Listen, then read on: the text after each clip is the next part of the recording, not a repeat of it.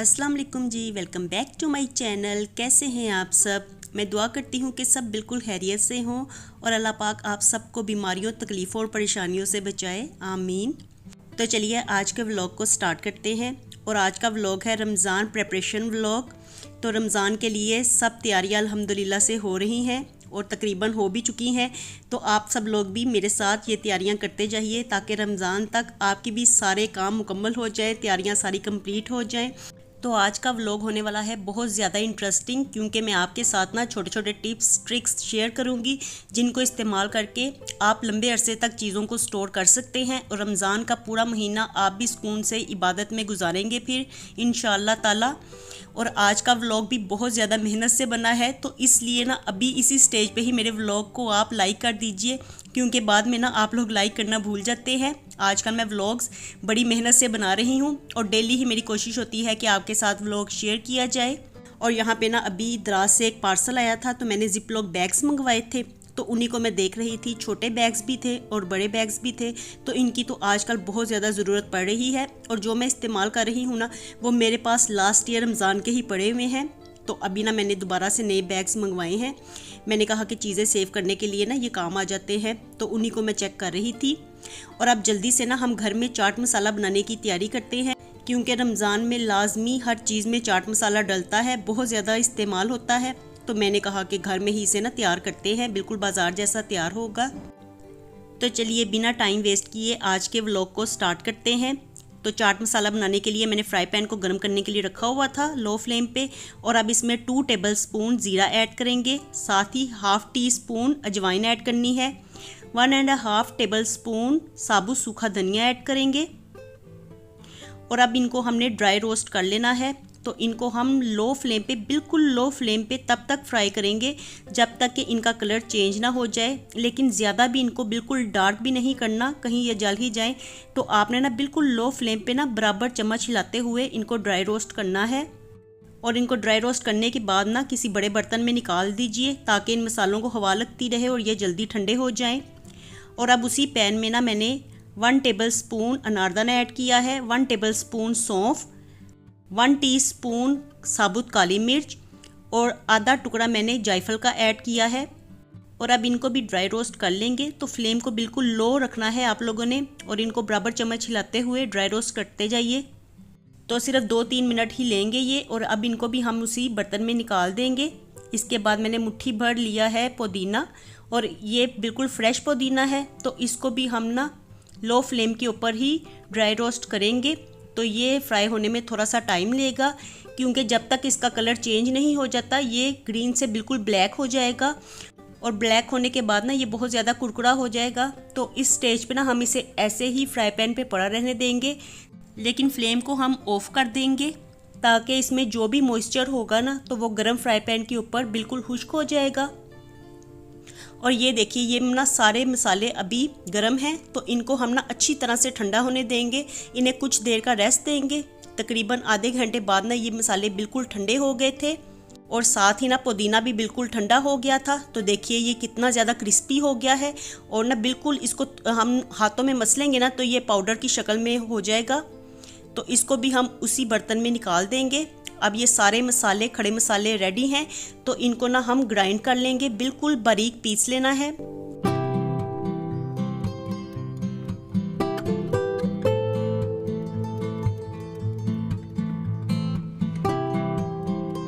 और ये चाट मसाला साफ़ सुथरा घर का बना हुआ होगा ना, तो आपको बनाने में भी आसानी होगी, और इस्तेमाल जब भी करना होगा तो ये मुश्किल नहीं होगी कि अभी बाज़ार से लेके आना है। घर में ही आप फ़ौरन से मसालों के साथ इसे तैयार कर सकते हैं। और ये देखिए, इसकी हमने अच्छी तरह से पाउडर फॉर्म बना ली है। और अब इसमें ना हम बाकी चीज़ें ऐड करते हैं। तो अब इसमें ना 1 टेबल स्पून टाटरी ऐड करनी है, और 1 टीस्पून इसमें आमचूर पाउडर ऐड करेंगे। साथ ही इसमें 2 टीस्पून काला नमक ऐड करना है, ये 1 टेबल स्पून ऐड कर दीजिए। 1 टीस्पून सादा नमक ऐड करेंगे, 1 टीस्पून पिसी हुई लाल मिर्च, और इसके साथ 2 टेबल स्पून हमें कुटी हुई लाल मिर्च को ऐड करना है। लेकिन इस स्टेज पे ना मैं ऐड करना भूल गई थी, इसलिए मैंने ना बाद में इसे ऐड किया था। तो अब सब मसालों को ना हम दोबारा से ग्राइंड कर लेंगे और इनकी पाउडर फॉर्म बना लेंगे। और आप चाहें ना तो कुटी हुई लाल मिर्च की जगह पे जो गोल गोल वाली साबुत लाल मिर्च होती है ना, तो वो भी ऐड कर सकते हैं, लेकिन उसे भी ना फिर हम ड्राई रोस्ट करने के बाद ही ऐड करेंगे। तो मेरे पास घर में वो अवेलेबल नहीं थी, तो इसलिए ना मैंने कुटी हुई लाल मिर्च को ऐड किया है। तो सब मसाले बिल्कुल रेडी हैं और अच्छी तरह से ग्राइंड करने के बाद भी ना मसाले गर्म हो जाते हैं, क्योंकि ग्राइंडर जब चलता है ना तो ये मसाले दोबारा से गर्म हो जाते हैं, इसलिए इनको थोड़ी देर के लिए ना हवा लगने दीजिए और बाद में ना एयर टाइट कंटेनर में डाल के हम रख लेंगे। और देखिए यहाँ पे हमारा घर का बना हुआ होममेड चाट मसाला बिल्कुल रेडी हो गया है। और इसके बाद ना नेक्स्ट अब मैं प्रेपरेशन करने लगी हूँ चिया सीड्स की। तो ड्रिंक बनाने के लिए ना रमज़ान में इफ्तारी के वक्त में तो ये बड़ा ज़्यादा अच्छा लगता है और हेल्दी भी बहुत होता है, तो लाजमी ना इसे मैं ड्रिंक्स में इस्तेमाल करती हूँ।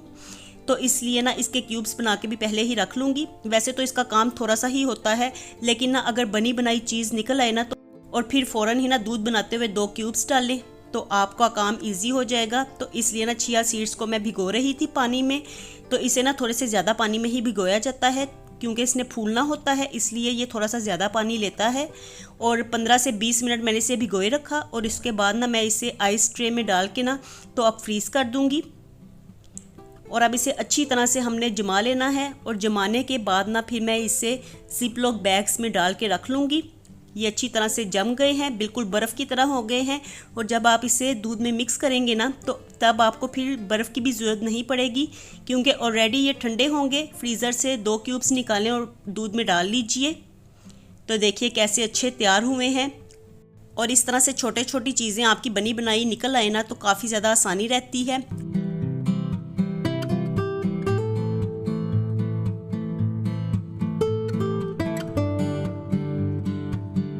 और अब मैं नेक्स्ट प्रेपरेशन करने लगी हूँ लेमन जूस की। तो लेमन्स मेरे पास ये घर के ही हैं, तो मैं कह रही थी कि इनको सेव कर लिया जाए, इसलिए ना इनका रस निकाल के ना तो मैं इनको सेव कर लूँगी। लेमन जूस तो हर चीज़ में इस्तेमाल होता है, फ्रूट चाट बनाते हुए, इसके अलावा आलू चने बनाते हुए काफ़ी चीज़ों में इस्तेमाल होता है। और वैसे भी ना इस तरह से लेमन ख़राब हो जाते हैं फ्रिज में पड़े रहें, तो इनका ना रस निकाल के ना तो सेव किया जा सकता है। सारे लेमन मैंने यहाँ पे काट लिए हैं और इसके बाद ना अब मैं इनका रस निकाल लूँगी। और जूस निकालने के बाद ना अब इनको मैं आइस ट्रे में डाल के ही रख लूँगी। तो ये ना आइस ट्रेज इसी पर्पज़ के लिए हैं, चीज़ों को स्टोर करने के लिए। तो ये ना बड़े बड़े से क्यूब्स तैयार होंगे, चाहे तो हम हाफ़ क्यूब भी डाल सकते हैं, क्योंकि ये साइज़ में ना आम क्यूब से बड़े हैं, लंबाई में हैं, तो इसलिए ना मैं इन्हें ही यूज़ करती हूँ लेमन जूस बनाने के लिए। तो देखिए यहाँ पे मैंने सारे ट्रे फिल कर लिए हैं और इसके बाद ना मैं इनको फ्रीज़र में रख के अच्छी तरह से जमा लूँगी। और इनको जमाने के बाद तो फिर उसी तरह से ही जिपलॉक बैग में डाल के तो रखा जा सकता है, स्टोर किया जा सकता है। और रमज़ान का पूरा महीना फिर सहूलत रहेगी, आसानी रहेगी। और रमज़ान में ना वैसे ही रोज़ा रख के तो इंसान निढाल हो जाता है, इसलिए ये छोटे छोटे काम भी ना काफ़ी मुश्किल लगते हैं। और ये चीज़ें ना मैं पहले ही रेडी करके इसलिए रखती हूँ ताकि मेरे लिए काम करने में आसानी हो।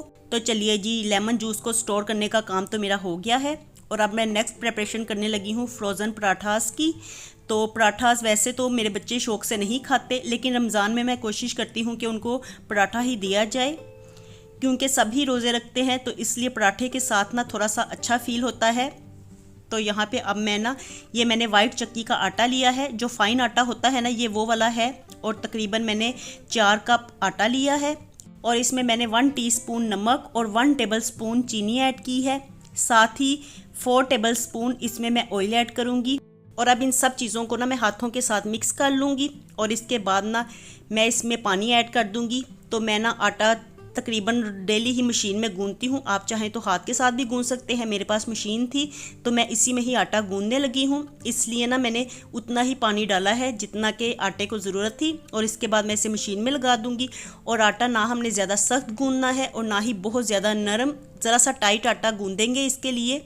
तो ये पराठास ना बिल्कुल बाज़ार की तरह के तैयार होंगे। बच्चे ना बड़े शौक़ से बाज़ार के पराठे खाते हैं, वो जो डोन पराठा होते हैं ना, तो मेरे बच्चों को वो बड़े अच्छे लगते हैं। और जब भी उन्हें कहें ना मैं पराठा वगैरह बना दूँ तो वो यही कहते हैं कि हम डोन पराठा खाएंगे। और ये ना बिल्कुल उसी तरह के ही तैयार होते हैं। तो हर रमज़ान ना मैं ये पराठास बना के पहले ही सेव कर लेती हूँ, क्योंकि बच्चे ना फिर दूसरे घर के पराठे जो होते हैं ना, जो हम आम नॉर्मल तरीके से बनाते हैं, तो उन्हें खाते हुए थोड़ा सा नखरा करते हैं, लेकिन ये पराठे शौक़ से खा लेते हैं। तो इसलिए डेली तो नहीं, अपने लिए तो नहीं, लेकिन कभी कभार चलो जिस वक़्त इंसान को सहरी के लिए देर हुई हो तो उस वक़्त आप फ़ौरन से ये बने बनाए पराठास फ्रीज़र से निकाल लें और फ़ौरन से इस्तेमाल कर लें।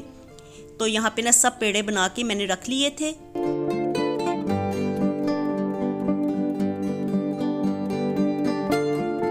और अब ना इनको हम रोटी की तरह बेलते जाएंगे। तो इस स्टेज पे ना आपने ये टेंशन नहीं लेनी कि इनकी गुलाई नहीं है, ये कहीं से लंबे हैं, कहीं से ऐसे हैं, कहीं से वैसे हैं। तो इनको जैसे मर्ज़ी आप बेल लीजिए। और फिर बाद में ना इसके ऊपर मैंने देसी घी लगाया है। तकरीबन इसके ऊपर मैंने 1 टीस्पून देसी घी लगाया है। हाथों से अच्छी तरह से स्प्रेड किया है। और अब मैं खुश्क आटा इसके ऊपर डस्ट कर रही थी। तो इस तरह ना खुश्क आटा डस्ट करने से ना इसकी लेयर्स भी नुमायाँ होती हैं। और अब इस रोटी को नीचे से फोल्ड करते हुए तो गोल गोल करते जाएंगे और इस तरह से ना इसकी रस्सी सी बना लेंगे। और अब इसी रस्सी को हम हाथों की मदद से बड़ा कर लेंगे। तो जितना हो सकता है इसको पतला कर लीजिए, लंबा कर लीजिए। तो जितना ये लंबा होगा उतनी ही ज़्यादा लेयर्स बनेंगी। और अब इसको गोल गोल इस तरह से हम फोल्ड करते जाएंगे। और अब जो लास्ट इसका सिरा है ना, जो किनारा होगा, तो उसको हम नीचे की तरफ फोल्ड कर देंगे। तो देखिए इस तरह से पेड़े तैयार कर करके ना मैं रखती जा रही थी ताकि ये ना सेट हो जाए, क्योंकि पराठों के लिए जो पेड़े तैयार किए जाते हैं ना उनको थोड़ा सा रेस्ट देना ज़रूरी होता है। तो चलिए जी अब इनको हम बेलना स्टार्ट करते हैं। जो पेड़ा मैंने सबसे पहले तैयार किया था तो उसी को मैं बेल रही हूँ। और इस तरह से ना बेल बेल के मैं सारे पराठे तैयार करके रख लूँगी। तो पराठे तो सारे तैयार हो गए हैं। अब इनको सेव करना है। तो बटर पेपर रखा है प्लेट में मैंने और उसके ऊपर ना पराठा रखती जाऊंगी। फिर उसके ऊपर बटर पेपर रखूंगी और स्टेप को रिपीट करते हुए उसके ऊपर पराठा रखूंगी।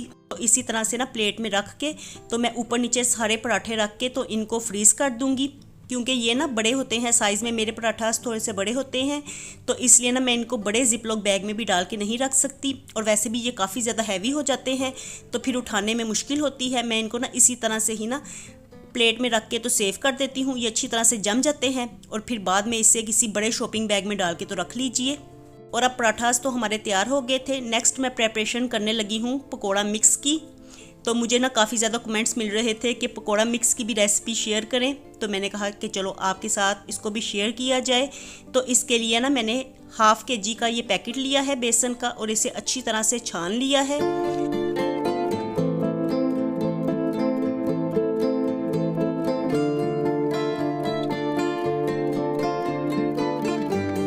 और अब इसमें 1 टेबलस्पून ज़ीरा ऐड किया है, साथ ही 1 टेबलस्पून साबुत सूखा धनिया ऐड किया है। हाथों में मसल के इसे ऐड करेंगे। 1 टीस्पून इसमें अजवाइन ऐड करनी है। 1 टेबलस्पून अनारदाना ऐड करेंगे। और अब होममेड चाट मसाला देखिए आज ही हमने बनाया है और आज ही फ़ौरन से इस्तेमाल होने लगा है।